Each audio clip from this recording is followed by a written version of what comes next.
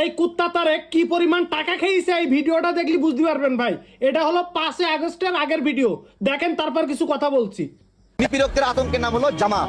এইরকম একটা বরকতময় দল যারা অন্যায়ের বিরুদ্ধে প্রতিবাদ করছে, ভোটের অধিকার আদায়ে লড়াই করছে, তাদেরকে যারা পছন্দ করে না অথবা পছন্দ নাও করতে পারে, ডিরেক্ট বলতেছে যে বসবাস করতে হবে না, যেদিন সবাই বের করে দেবো, বের করে দিতে। এই সন্ত্রাসী, এই জঙ্গি, এই অমানুষগুলি, এদের সাথে কারা থাকে আর তাদের সাথে বসা, এই জানোয়ারদের সাথে বসার কথা কারা বলে? জামাতের আদর্শকে, শিক্ষাগত যোগ্যতাকে, তার ন্যায় নিষ্ঠাকে, তার সততাকে অনেক বেশি গুরুত্ব দেয়। এই যে আমি আরে মাঝদের আছি, আমি তো কোনো পদ পাইনি, সহযোগী সদস্য মাত্র, কিন্তু আমি তো কোনো নেতৃত্ব পাইনি, আমাকে তো নেতৃত্ব স্থান দেয়নি। সেটার জন্য আপনাকে কি কি করতে হবে? সারাদিন আমি মানুষকে কিছু খেতে পর্যন্ত পারিনি, আমার বাড়ির লোকজনকে কিছু খেতে পর্যন্ত দেয়নি। কত অন্যায়, কত অত্যাচার, শত অবিচার, তবু এই মাটির এই পতাকাকে হাসি মুখে আঁকড়ে থাকা এক বীর যোদ্ধা বেগম খালেদা জিয়া, যিনি মন জিতেছেন সবার। নেত্রী আমার মা বন্দি থাকতে দেব না, বাড়ি ফিরতে পারেন নাই, ঠিক আছে? করছেন নি আপনারা?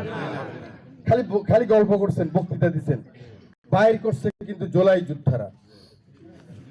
এটা যদি অস্বীকার করি আমরা এই জুলাইয়ের গণ অভ্যুত্থান, ছাত্র জনতার অভ্যুত্থান, তাহলে অন্যায় হবে না? আজকে এই দিনের কথাগুলো আল্লাহর গজব পড়বে আপনারা যা শুরু করে দিয়েছেন, কিন্তু এরকম আমাদের গায়ের উপরে উঠে পড়বেন না। দূরে থাকেন, আপনাদের জায়গা যেখানে সেখানে। আপনাদের রাস্তার তো থাকার কথা, আপনারা বাড়ির মধ্যে এসে গেছেন কেন? কি আপনাদের মেয়েরা তো ঝগড়া করে? দিন পরে বিয়ের কথা ছিল, আমি সব ব্যবস্থা করেছি, আমার ফ্রিজ করা সব জিনিসপত্র করেছি বিয়ের জন্য। এই ফ্রিজের মাছ মাংস সব লিয়া গেছে, সোনার গহনা সব ওই খাপ চুরি গুলা করেছিলাম।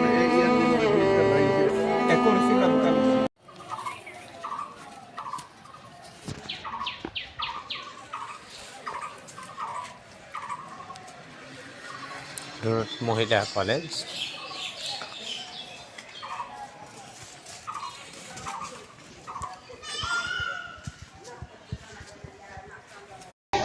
আরে পুরা ঘর শেষ, আশেপাশে এখন তো দৌড়ে যাবো।